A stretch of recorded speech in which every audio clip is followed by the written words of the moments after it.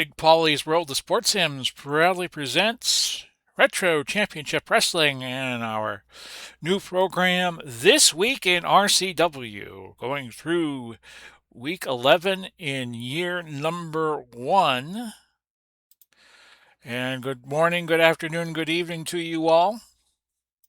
Big Paulie coming to you. We will pick up where we left off and give you the rundown of matches that happened after our card of the week. And we're going to consolidate the two shows that we do on a weekly basis. We're going to continue with This Week in RCW as I open up a bottle of water here.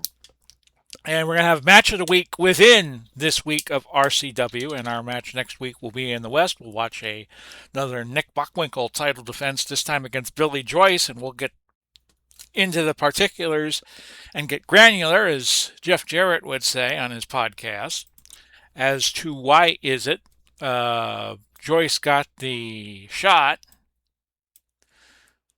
as opposed to some of the other contenders. So where we left off, Nick Bockwinkel defeated Ric Flair and remained the world champs. Flair got picked up by the by the North region. Everybody that's cleanly pinned goes up for free agency, and that creates vacancies in the 4 territories. I feel like I'm in The Sopranos telling you about territories. And so Flair was picked up and he headed north.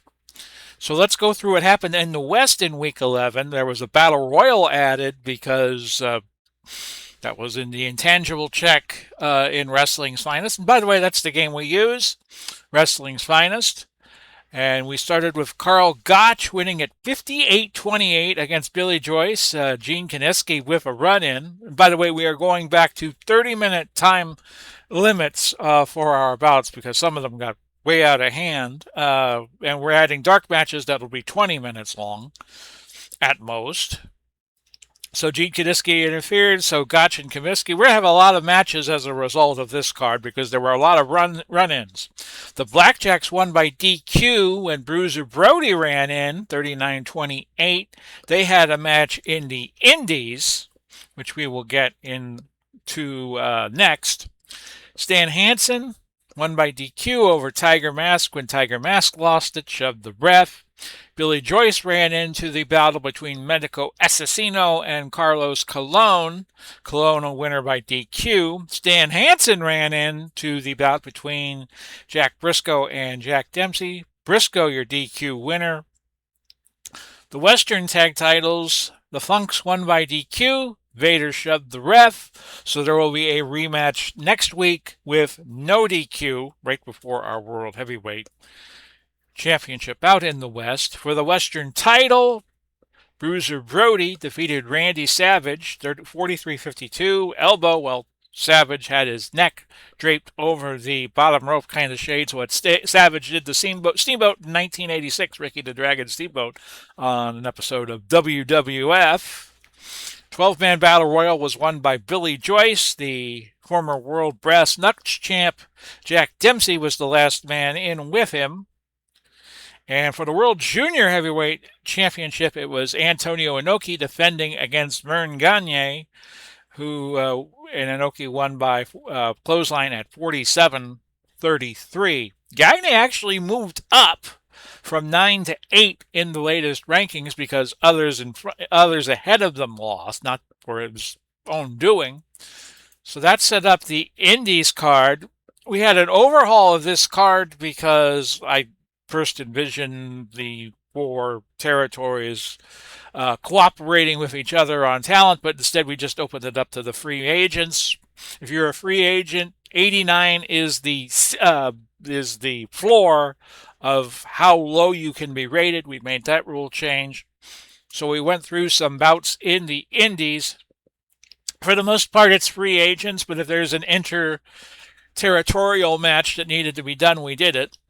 Strong Kobayashi won by DQ over Kendo Nagasaki, who was scheduled to be in the East region, but when we did our little restructuring this week, Kendo got lost in the shuffle, so he's now a free agent. Bruiser Brody and Stan Hansen and the Blackjacks had their match, and the Blackjacks won by DQ when Brody threw the ref outside of the ring, which took precedence. Brody had been pinned by Blackjack Lanza, but it did not count. It only counted as a DQ win.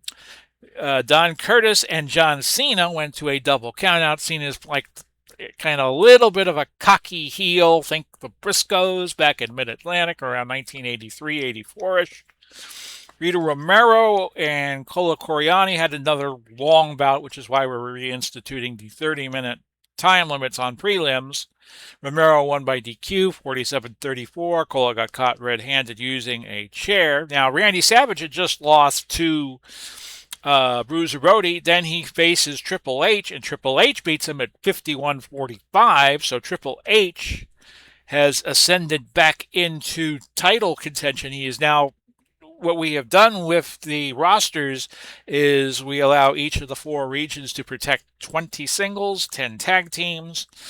Some of the rosters are very technically laden, a lot of baby faces, so they could use heels from their region only, and they could get tryouts, and they could rise to a status where they could be picked up by one of the big four territories. So basically, that's what happened. Savage now falls out of like the top 60, and now he's a free agent. He'll probably be on an indie show again some point in the near future, as I just check and make sure I'm recording, which I am. Vern Gagne also took a gamble, defeated Greg Valentine by countout very quick, 245. Lou Thez and Lars Anderson. Cola Coriani agitated Lou Thez. Got a nice little kick from Lou Thez, like he was a kicker for the Cleveland Browns, like Lou to Toe Groza. The ref DQ'd Fez, so Fez and Lars Anderson are going to have a no DQ bout on this coming week's card. The Rock and Roll Express and the Hart Foundation tempers flared in that bout. It was a double countout, 9-17. The Express keep their World's Tag Team Championship, and the Hart Foundation keep their Indie Tag titles. So that's how that broke down.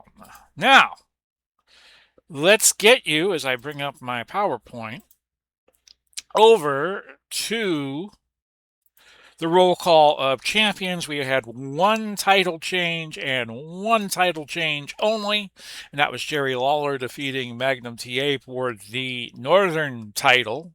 TA is now in the Eastern territory, but he's going to have to rise up. He might be doing some commentating. A villain may notice him, and he might get put into a match, but he should have some time off. He'll have at least this week off. Antonio Inoki is still the junior heavyweight title, and as you will see, the world champions are now 1, 2, and 3, and you get a good look there at the respective champions, as Chris Jericho would say. Chris ever decide where he was going to compete next after AEW? I guess he fell out of favor of AEW or something like that. So here are the singles ratings. Let's go through that. Nick Bockwinkel, the champion of the world. Inoki second, Dusty third. And Lou Fez with the DQ loss has fallen out of the top 10. El Santo is now at number 10.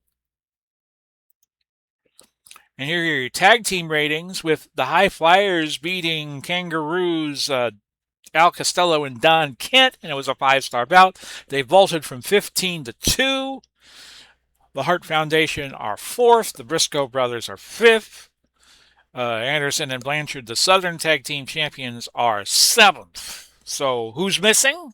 The Eastern Tag Team Champs, Valentine and Flair, Greg Valentine, Ric Flair, they lost by DQ, I believe it was to Jay Youngblood, Ricky Steamboat, which is why you see them at number 10. I should have really checked these PowerPoints out before I show you them. They are the Eastern Tag Team Champions still. The Bigelow Vader pairing are still the West Tag Team title holders, but they lost to the Funks. They get a no DQ rematch, which could be problematic for either team.